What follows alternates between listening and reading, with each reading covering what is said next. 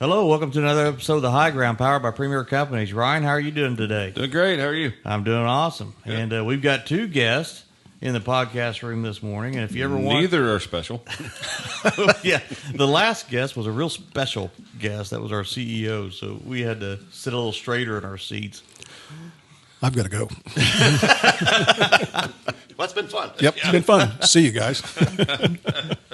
Well, if you ever, to our listeners out there, if you ever wonder who purchases all the fertilizer for Premier Ag across our entire trade geography, they're sitting right here with us today. And we've got Scott Sharp and Jeff Jarrett in the podcast room today. So both have been on the high ground before. And put a timestamp on this, Ryan. We're starting at 2023. We're in January of 2023. And I thought it might be a good idea just as we kind of look back a little bit and think about the challenges going into last year and what is going on today. And I guess, Jeff, I'll kind of point the first question to you. What are some of the challenges we have with just moving product into the area in January of 23? I'd say the biggest thing that we've been faced with as we watch these fertilizer markets every day has been logistical issues. We've had geopolitical issues around the world, a lot of disruptions. The Ukrainian war brought a lot of just uncertainty into things, and we've seen producers react to some of these geopolitical things that has had a ripple effect down the way. I'd say one of those was when Russia went into Ukraine. I think the Canadian producers of potash saw that as this is going to happen. Now we'll see sanctions come against Russia. So the Canadians, they go and they gear up extra production for potash to meet the needs.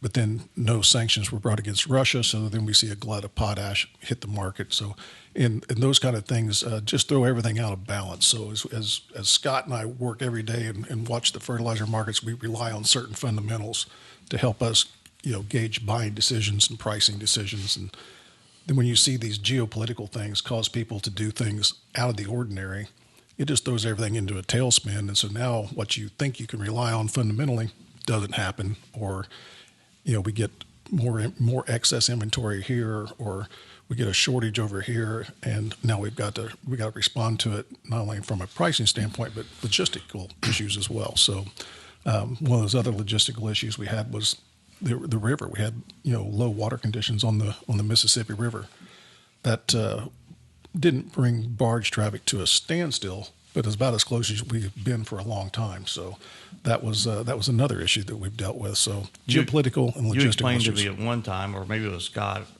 one of you told me that it was kind of like a single lane road in some areas. It was. So when the river gets that low, you still have the deepest part of the channel that they could still navigate, but they had to lower the drafts on the barges. So now you can't load barges as heavy. You also can't push what they call when they tie those barges together, they call that a tow. And then you've got a towboat that pushes those up the river or down the river. And so they couldn't build the tows as big. They were running pretty much half size on the tows.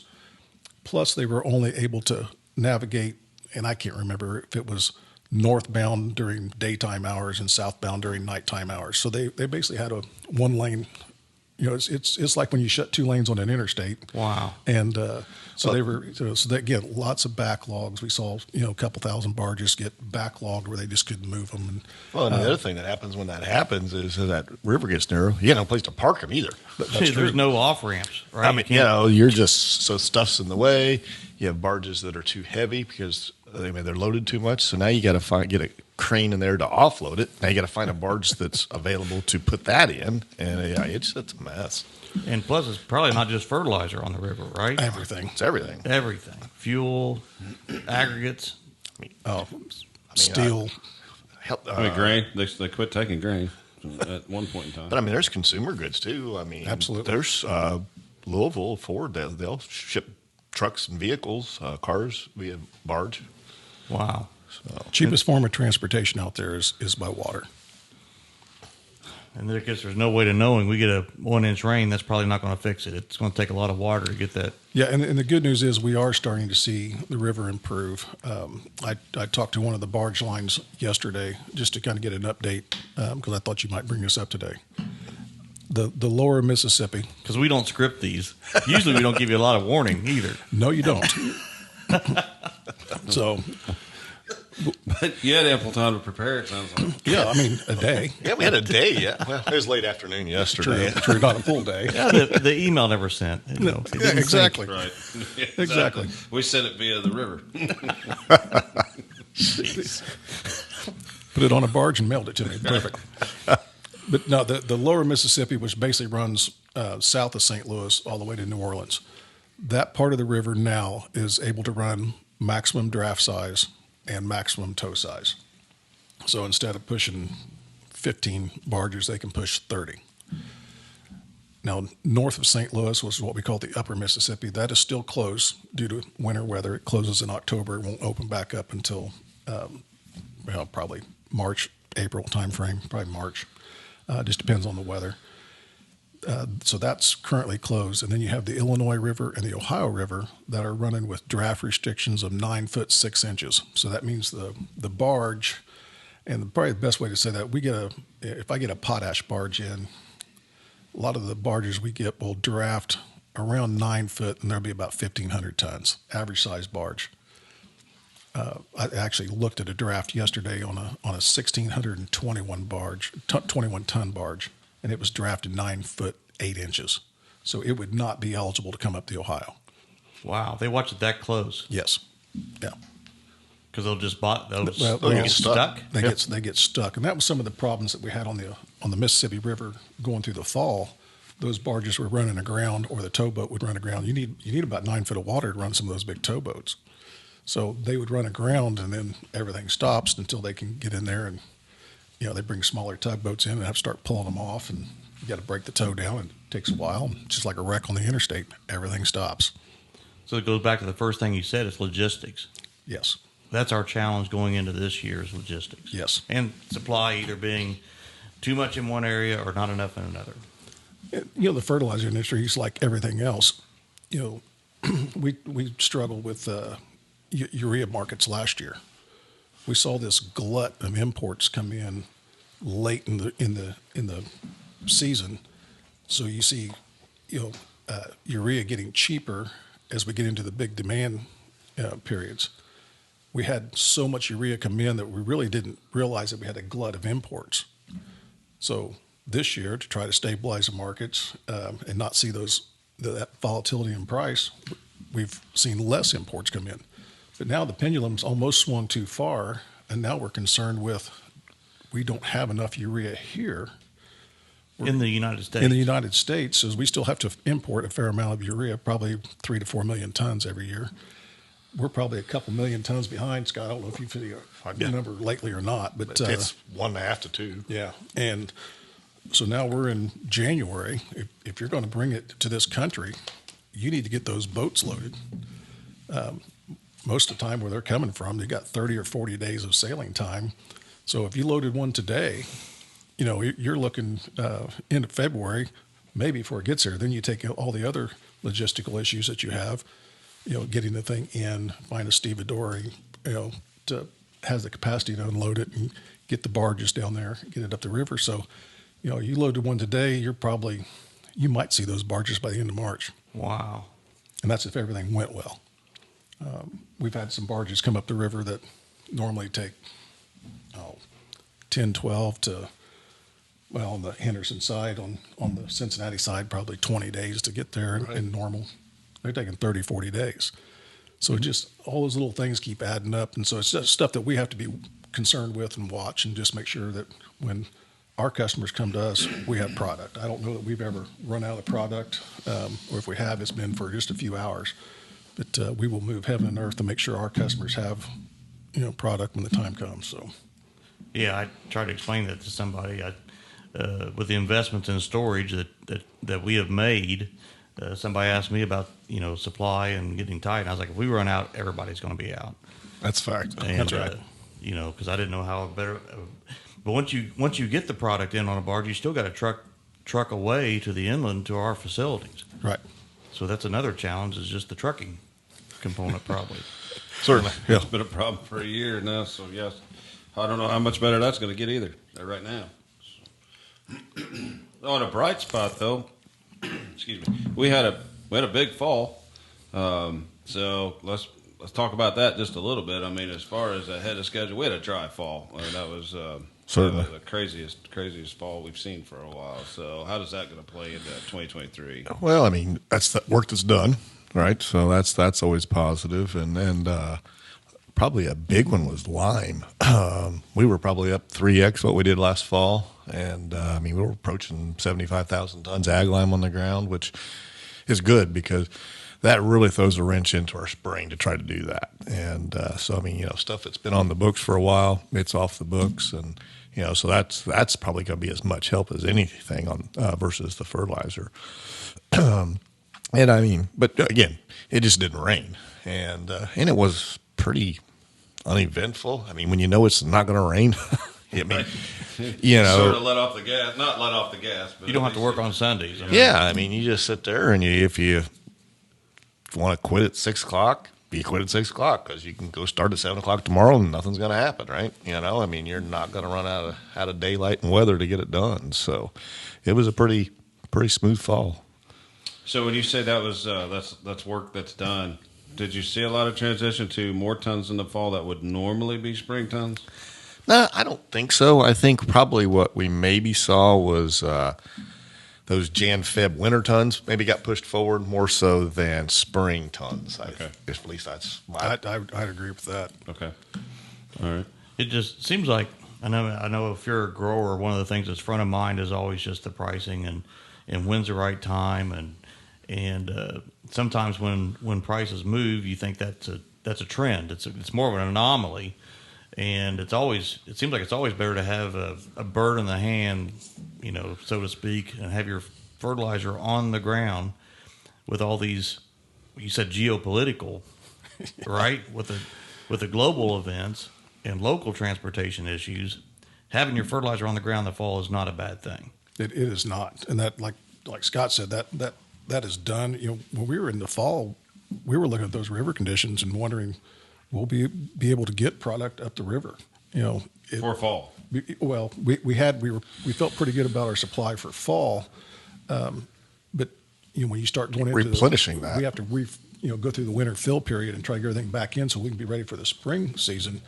And it's like, well, now fortunately we've got the capabilities where we can switch from water to rail. It wouldn't be real pleasant, and it would be unnatural to try to freight.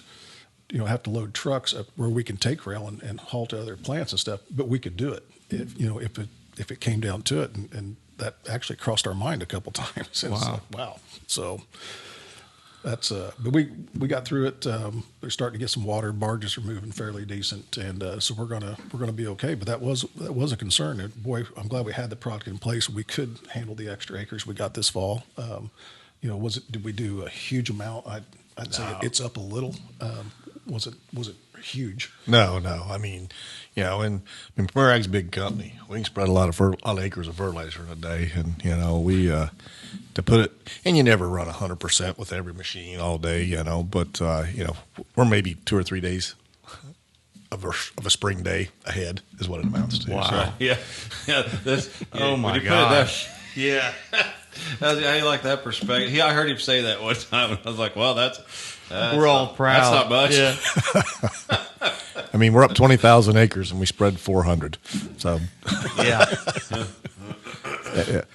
I mean, the other thing I'd throw in too, I mean, if we were having this conversation 1 year ago today, Russia hadn't invaded Ukraine. Oh my gosh. I mean, so that's not to say that that's behind us now. And I'm not saying That puts it in perspective, though. Yeah, Right. you don't know Exactly. you don't know what's ahead, and I mean, we could just be all happy and sassy and thinking everything's great, and then something else happens, and I'm like, oh shit, and here we go again. Yep. Now, I don't think we know. I mean, that would be my next question. I mean, you guys are paying attention to this stuff all the time and trying to watch markets. I mean, what looms on the horizon from a geopolitical standpoint, or what other things out there are I mean, clearly you guys can make decisions faster than they can picking a Speaker of the House. So, I mean, I don't know if that's going to hold anything up on the fertilizer, but I think we're in like number 10 votes now. Well, we don't sit around and yell at each other, so that speeds the process up. I'm nominating Sal at 12:30 today. So thank you. Right. Sal for Speaker. You're going to get 10 of Jim Jordan's votes. Oh my gosh! Jeez. Oh my God! Here we go. Where were we? No. what geopolitical issues might be looming on the front that we're watching? So. You know, I don't know that I know today. The Ukrainian conflict is obviously not solved. Does that have lingering effects?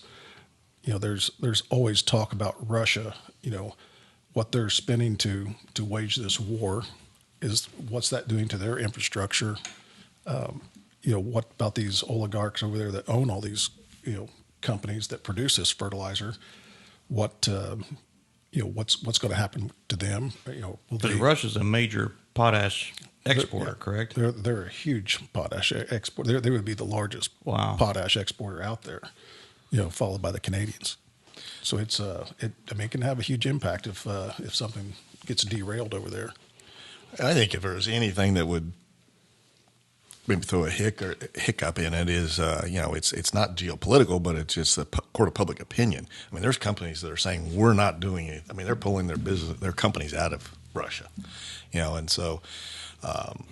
But at the end of the day, Russia's going to sell potash. They got to. I mean, they got to generate that cash. Absolutely. And so it's what it would do is, it wouldn't be a sanctions, but it's just if everybody says we're not buying Russian potash, not going to happen, right? Well, they're going to sell it someplace. So all the trade flows got to get rerouted, and that just makes it a mess for 18 months or whatever, however long it takes to sort all that out, because. Everybody needs everybody because it takes everybody that's producing potash. We need all of them, right? It all goes somewhere, and nobody can make up. Russia can't make up for if the Canadians say we're not selling potash anymore, and vice versa. So I mean, it takes everybody. One of the things we hear about talking about Russia and Ukraine is the natural gas and the situation that Europe's in now, and we talk about natural gas, and that's usually we're talking about nitrogen. That's the tie in there. What do the nitrogen markets look like today? And I haven't checked it for an hour, so it could have changed. Yeah, but you might explain that about just the volatility and how that changes. Yeah, quickly. This will take an hour. Podcast version number 2. Lots of volatility in nitrogen markets. When we have a somewhat normal year, you have volatility in nitrogen markets. But throw in the fact that Europe saw natural gas spike to $91, $92 last summer. That sent shock waves. They started shutting down nitrogen plants. Now, fortunately, they've had a warm winter so far. And as of yesterday or this morning, I can't remember when I saw this, I think their natural gas prices are down to about $20. Down to. Yeah, so they've dropped $70 from the high. You probably still need those prices. In the U.S., we'd be at 7. I know that would be high. Yeah, for us, yeah, right. Yeah, 7. What put us out of the correct nitrogen market? Years ago when we shut production down, it was $7-8 natural gas. So when they started shutting the production, once they get above $10, it starts getting too expensive to produce nitrogen. But they were still doing it. There's still some byproducts you need to have from that, for industry. So, I'm looking now to see if they'll restart some of those production plants over there, which again could cause ripples in the nitrogen market. But I'm guessing if they start production up now, it would probably have an impact on summer. It takes a while to bring those plants back up. By the time they would get to producing and be able to be effective in the marketplace, you're looking at a couple months for them to build up inventories and get stuff moved, and so you're well into the spring when it should have been here already. So I think we'll still see exports from the U.S. go to Europe until they get those plants back up fully running. And that's the other thing that I think the nitrogen plants that produce in the U.S., the big ones are CF and Coke and Nutrien and why can't I remember the other one? OCI. Yeah. And they don't sit around and produce nitrogen and worry about taking care of the American farmer every day. They produce nitrogen to go sell into the highest paying markets, global marketplace. So they're To get the best return for their stockholders. absolutely. They're judged. For the publicly traded ones, they're judged by that, and so they've got to have a return every quarter. So we've seen a lot of nitrogen get exported out of this country. Again, we still need to import some nitrogen in the form of urea, and we're behind. So we'll see what this. But hopefully that'll have an impact and start to alleviate some things. I don't know if it'll be enough to make a big impact for spring. So a farmer, I guess all of us, we kind of want to, whether we're buying stock or whether we're buying whatever we buy, we kind of like to buy at the best time, right? Mm-hmm. And what's one of the, I guess, a risk for a grower to try to outguess this market is if they're trying to wait for the bottom, is that this thing can turn pretty quick. Well, yeah. I mean, you're sitting here, and I mean, we see a urea move $75 in a day. A day, right? And it's and there's, as Jeff said, there's always been volatility. I don't think the highs and lows were that much, and when you're talking about that type of volatility, I mean, it could move more than what our margin is. And if we're true, and that's so. I think the risk is by the time by the end of the day, we figure out all this went down. Well, now we got to go call 50 customers, and say, hey, probably it's down $50 a day. Let's make our buy. Well, by the time we get our buy pool, I mean, it's just not that. It can't be that in time as far as your pricing. I think, I don't know if we talked about the last time I was with you guys, but I mean, just because you got the lowest price on fertilizer doesn't mean you made the most money, right? I mean, there's a whole other side of their output is what's the market like, and so if you tie right now, D's corn for 23 is 50 cents higher than it was a year ago, and we have lower fertilizer prices. It's a much better value than they had a year ago. Putting it like that's a good point. I think probably say that again. Just because you bought fertilizer cheaper doesn't mean that you made the most money. There's another side to it in the marketing side. And conversely, if you sold corn and soybeans at the high, doesn't mean you made the most money either. We've had Bledsoe say that. You guys have all said it. Yeah. Whether it be the grain marketing side or the input purchasing side, know your cost of production is the key to this whole thing. I mean, that buy has nothing to do with what the sticker price says. It's how much money you're making at the end. So, yep. I think one thing you talked about, markets moving. They can move $75 in a day, $100 in a day. In the old days, when I first came back to the fertilizer industry, markets moved $5, $10 was oh my gosh, the sky's falling. That'd be newsworthy. Yeah, it was newsworthy. Today it moves 5, 10, and nobody even pops a sweat. I mean, it's just like, okay, but and unfortunately, the $50, the $70 swings are, they're starting to kind of be normal. Wow. And that's, I mean, and when you break that down on a per acre basis for the farmer, I've got a friend of mine that's farms over on the west side of the state, and we were talking about something one time, and I told him at that time, I said, we could see a $30 or $40 swing, and I think it was a price of potash or DAP or something. And he's like, that's not that big a deal when you look at it on a per acre basis, and I think that's they need to keep that in mind. It's that puts it in perspective. And, that money's just as good in his pocket as some potash producer. Right. But at the same time, don't let $1.50 an acre make you do on something unnatural that's going to cause a problem. Right. To limit your potential, success. That's good advice. It gets emotional instead of looking at it like that. Once you break it down to that point in the whole cost of production, it shouldn't make you do weird things with your inputs to try to. And if you're buying inputs, go sell grain, lock in a profit, move on. Good day. Yeah. Yep. Well played. I don't have a whole lot more unless you guys have some insight into other marketing advice for 2023. I don't know what all you see on the horizon, if anything. Anything else you want to share? Understand that it is the volatility piece makes it hard to say much to anything. But We know some top secret stuff, but we decided that we can't tell you to. You can tell us. Yeah, nobody's listening. Yeah, nobody's listening. Just tell us. The only thing I'd say, I mean, and this will sound stupid, maybe it is, but when I don't know what to do, I don't know whether to buy potash tomorrow, right? I'm sitting down, and if I don't know what to do, I do a layer. I mean, if I do 30% or 50% of whatever I'm going to need, if it goes up, I'm glad I bought what I bought. If it goes down, I'm glad I got more I can cost average down with. And I've encouraged some customers to do that. I mean, you don't sell all your grain in one day. Doesn't mean you ought to buy your fertilizer all in one day. That's good advice. Good. Scott Sharp's Magic 8 Ball. Yes. We'll flash his number up on the screen. Yeah. What's it say today? No, that's good. That's good advice. So, anything else? His real secret is he just waits for me to buy, and then he waits till the next day because it usually goes down when I buy. That's his real You secret. can do it on urea or kryptonite, as I like to call it with Jeff. Inside joke. Oh, shit.